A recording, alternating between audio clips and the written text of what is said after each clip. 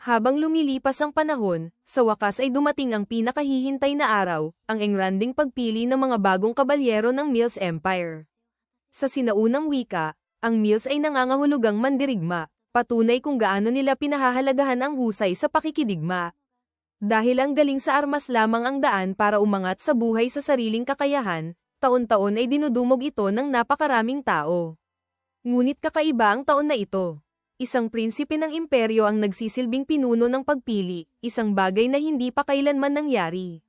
Dahil dito, mas lalo pang dumami ang nagtipon upang makita ng personal si Noah Ararat. Nang tawagin ang susunod na kalahok, agad siyang sumugod at umatake gamit ang espada. Habang kalmadong umiinom ng tsaa, hindi man lang natinag si Noah habang bumuo ng harang ang kanyang mahiwagang kagamitan. Kahit ilang ulit pa siyang hampasin, nananatiling matatag ang kalasag. Sa huli, ang espada ng umaatake ang nabasag. Mula sa malayo, napansin ni Cruz na mas masigla ang seleksyon ngayong taon kaysa dati. Ngunit para kay Emperor Ararat, resulta lamang ang mahalaga. Ang araw na ito ay para pumili ng mga kabalyero, at sabik siyang makita kung sino ang pipiliin ng kanyang anak. Sumunod, isang kalahok ang nagpakawala ng salamangkang apoy patungo sa prinsipe. Nilamon ng apoy ang bata kaya napakapit ang mga tao sa kaba. Ngunit sa kabila ng matinding pagsisikap ng salamangkero, isa pang mahiwagang harang ang nagprotekta sa batang henyo, at nanatili siyang walang pinsala. Habang papalubog ang araw, napagtanto ni Noah Ararat na wala pang tunay na namumukod tangi, at unti-unting sumisingit ang kanyang pag-aalala. Nagtapos ang pagsubok ngayong araw sa huling kalahok, isang mandirigmang nakasuot ng buong baluti na pilit pinapakalma ang sarili sa mabagal na paghinga. Maya-maya, sumugod siya kay Noah Ararat. Sa pagkakataong ito, tumagos ang kanyang talam sa harang ng singsing. Determinadong wasakin ito, lalo pa siyang dumidiin, binibiyak ang kalasag hanggang sa mabasag ito sa pira-piraso. Dahil sa lakas ng atake, nasugatan niya ang braso ng prinsipe, at agad na sumugod ang dalawang gwardya upang dakpin siya. Iniutos ni Noah na pakawalan siya at tinanong ang kanyang pangalan. Nakayuko at umaasang mapaparusahan ng mabigat, nagpakilala siya bilang Shirley Grants. Sa gulat ng lahat, agad siyang idineklara ng prinsipe na pasado. Kalaunan, personal siyang binisita ng batang pantas sa kanyang bahay at tinanong kung kanya ang magandang baluti. Sinabi ni Shirley na ito ay pamana ng kanilang pamilya, ipinasa sa maraming henerasyon. Pagkatapos, inamin niyang hindi niya maintindihan kung bakit siya pumasa matapos ang ganoong kalaking pagkakamali. Diretsahang binanggit ni Noah ang kasalanan, ang pagkasugat sa prinsipe ng imperyo, ngunit pinaalala niyang siya mismo ang nag-utos ng pag-atake. Inutusan niya si Shirley na tumayo at muling umatake upang patunayan ang kanyang pagsunod. Sumunod siya, pinakalma ang paghinga, at muling sumaksak. Hinarang ito ng kalasag ng singsing, at halos hindi man lang gumalaw. Ipinaliwanag ni Noah Ararat na kung tunay niyang nanaisin, maayos niyang maipagtatanggol ang sarili. Sa madaling salita, pinayagan niyang masugatan siya. Ang pinakapundasyon ng isang kabalyero ay pagsunod, at nais niyang patunayan ang katapatan ni Shirley, kung tatama ba siya ng buong intensyon kapag inutusan. Sa parehong pagkakataon, sumunod siya. Dahil dito, nanunumpa si Shirley Grants ng ganap na katapatan kay kanyang kamahalan, ang prinsipe ng imperyo.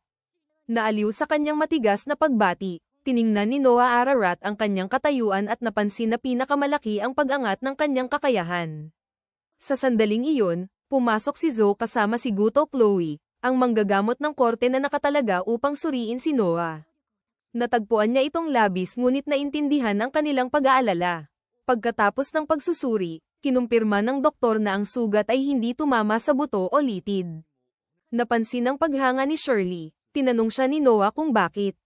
Sinabi niya na wala silang doktor sa kanilang nayon, kaya hindi pa niya nakita kung paano gamutin ng ganito ang mga sugat. Nang tanungin kung paano nila inaalagaan ang may sakit, ipinaliwanag niya na ang matanda ay nagdarasal lamang at tinataboy ang karamdaman.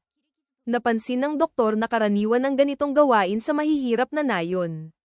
Dahil mabilis ang pagsasanay ng manggagamot sa pamamagitan ng pag-aaprenta, iniutos ni Noah ang kanyang unang utos, dalhin ang pinakamatalinong mga bata mula sa kanyang nayon upang maging alagad ni Guto Chloe. Sasagutin niya ang lahat ng gastusin, upang balang araw ay maibalik nila ang serbisyo bilang mga manggagamot para sa kanilang komunidad. Gulat na gulat, yumuko ng malalim si Shirley Grants at nagpasalamat. Pinaalala siya ni Noah Ararat na ang isang kabalyero ay dapat sumunod sa tamang etiketa, hindi basta-basta yumuko ng maluwag. Kinabukasan, isinusuot ni Shirley ang kanyang baluti at lumabas sa kanyang bagong silid, kung saan nakita niya si Zoe sa pasilyo. Tinanong siya ni Zoe kung nakatulog siya ng maayos. Inamin ni Shirley na hindi, tila bago pa rin sa kanya ang silid. Dagdag pa niya na kahit ang mga silid ng mga lingkod dito ay marangya, isang bagay na bihira sa isang imperial na tahanan. Habang naglalakad, nadaanan nila ang ilang mga katulong na nagkakatuwaan tungkol sa kung sino ang magiging hinaharap na asawa ng kanilang Panginoon. Napansin ni Shirley Grants na 6 pa lamang ang batang prinsipe, ngunit pinaalalahanan siya ni Rihanna na ang ibang mga prinsipe ay nagpakasal bago umabot ng 15. Isang katulong ang nagmungkahi na ang tagapaglingkod ni Lady Alria, na mula sa nasasakupan ng prinsipe, ay magandang piliin. Sumang-ayon ang iba, maliban kay Zoe, na nagsabing hindi tama ang ganitong usapan. Malapit, napansin ng isa pang lingkod na pinatutunayan lamang nito ang kasikatan ng batang prinsipe. May mga kafe pa nga na binuksan malapit sa tahanan ni Noah Ararat dahil sa dami ng kababaihan na nagtitipon upang makita siya. Dagdag ni Rihanna na sinasabi rin ni Evelyn na wala ng ibang prinsipe na kasing mabait, at tinukso si Zoe, tinatanong kung gaano niya hinahangaan ang prinsipe, lalo na't kamakailan lang siyang nagsimulang mag-aral ng mahika upang higit na maprotektahan ang kanyang Panginoon. Nahihiya, iginiit ni Zoe na nais niya lamang na maglingkod ng mabuti, at pagkatapos ay lumakad palayo upang takasan ang kanilang pangungutya. Kalaunan, natanggap ni Noah Ararat ang taunang ulat ng pagpili ng mga kabalyero mula kay Rowan Green. Sinabi ng commander na ang mga bagong rekruto ay una sa kalidad, salamat sa sistema ng prinsipe, at labis ang pasasalamat ng kabalyerong hukbo sa kanilang talento. Gumawa si Noah ng formal na liham ng pasasalamat para sa lahat ng tumulong sa pag-organisa ng kaganapan, at pagkatapos ay inutusan ng kanyang kabalyero na samahan ang kanilang bisita palabas ng mansyon habang inihahanda ni Rowan Green ang kanyang kabayo. Yumuko si Shirley Grants at nagpasalamat sa kanya sa pagdating. Sa sandaling iyon, napagtanto ni Rowan Green kung bakit ipinadala ng prinsipe si Shirley Grants na samahan siya, upang ipakita sa bagong kabalyero kung paano kumikilos ang isang wastong tagapangalaga. Habang sasakay na siya sa kabayo upang umalis, nagbigay si Rowan ng isang payo mula sa isang veterano, sa paglilingkod sa isang dakilang tao, hindi mahalaga ang pagkakamali, ang pagkawala ng pagsisikap lamang ang dapat ikabahala. Sa gabing iyon, nag-host si Noah Ararat ng isang piging sa kanyang mansyon, na tampok ang mga awit na si Alichi. Dumalo si Byron Allen kasama ang kanyang anak na si Cindy, upang ipagdiwang ang tagumpay ng pagpili ng mga kabalyero. Sinabi ni Noah Ararat na ang handaan ay para sa lahat. Bukod dito, maraming bisita ang mga mangangalakal na konektado sa 13 prinsipe ng imperyo, kaya mahalaga ang pagpapalakas ng ugnayan. Nang matapos ni Alichi ang kanyang awit, pumalakpak si Noah, at sinundan siya ng buong bulwagan. Lumapit si Zoe na may liham na nakapangalan sa kanya. Bagamat kinakabahan, iniabot niya ito. Lumayo si Noah at binuksan ang liham. Walang nakalagay na pangalan ng nagpadala. Sinabi ng gwardya sa gate na tumakas agad ang tagapaghatid pagkatapos ay abot ang liham. Nag-aalala, nagtanong si Shirley Grants kung dapat ba siyang kumilos. Sa loob ng kanyang pabalat, nanginginig si Leviathan, ngunit sinabi ni Noah na ayos lang. Patuloy pa rin ang galaw ng natitirang mga rebelde ng Alria. Naniniwala siya na ang nagpadala ng liham ay isang tagalubid na nangangalap ng impormasyon, malamang ang sundalong nagbabala sa kanila tungkol sa rebelyon. Naalala ni Zoe ang tapat na katapatan ng sundalo at inakala niyang nais nitong bayaran ang gantimpalang natanggap niya. Ngunit binanggit ni Noah Ararat na maaari siyang mapatay kung mahuli habang gumaganap bilang tagahatid. Dahil nananatili pa sa Alria ang kanyang kapatid na si Henry, nagpadala ang pantas ng mensahe na itigil niya ang ginagawa. Kalaunan, dumating ang isa pang liham. Ayon sa inaasahan, nasaktan ng sundalo sa pamamaraan ng pagpapahirap.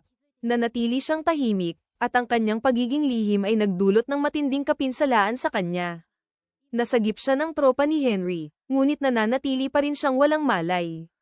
Itinuturing ni Noah na kanya ang pananagutan.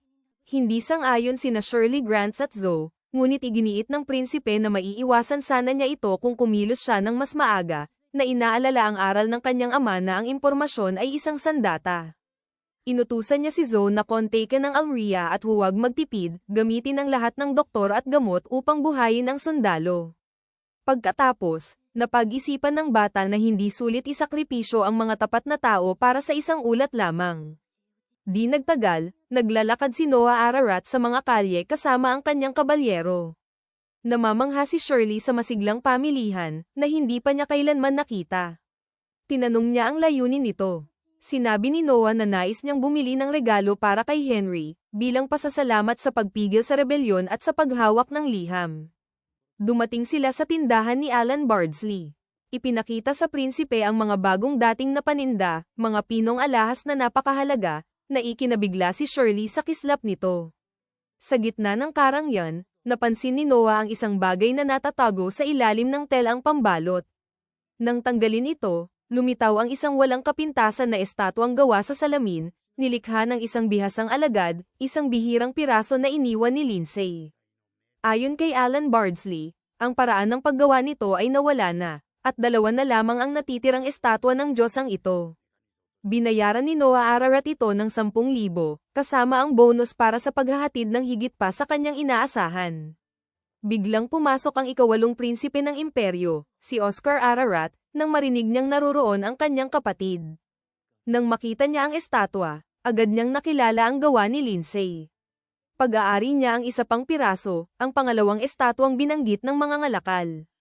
Tahimik ang buong tindahan. Walang pag-aatubili, inangat ni Noah Ararat ang estatwa at inihagis sa sahig, na winasak ang napakahalagang salamin. Habang nakatungo sa gulat si Alan Bardsley, binigyan siya ni Noah ng karagdagang pera para sa abala at sinabi na ikalat ang balita na ang pangalawang estatwa ay simpleng nabasag. Pinuri ni Oscar ang talino ng bata. Dahil iisa na lamang ang natira, tataas ang halaga nito.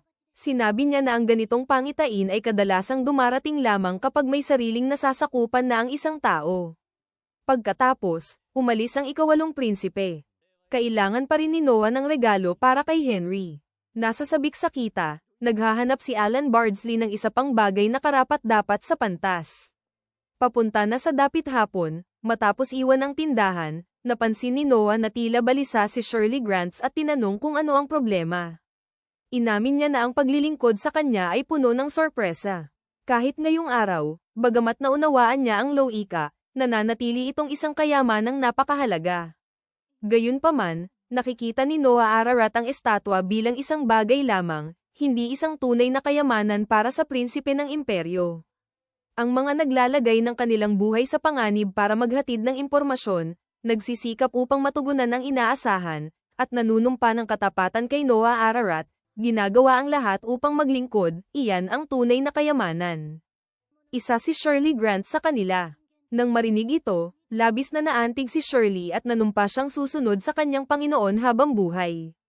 Para sa batang pantas, iniisip lamang niya ang pag-iipon ng mas maraming ganitong kayamanan hanggang sa araw na siya'y mamanahin sa trono. 6 na taon ang lumipas, naglalakad si Noah Ararat sa gitnang bulwagan ng mansyon. Yumuyuko ang mga katulong habang siya'y dumaraan. Kasama sina Shirley Grants at Zoe, patungo sa karwahe sa harap ng mansyon ang 13 prinsipe ng Mills.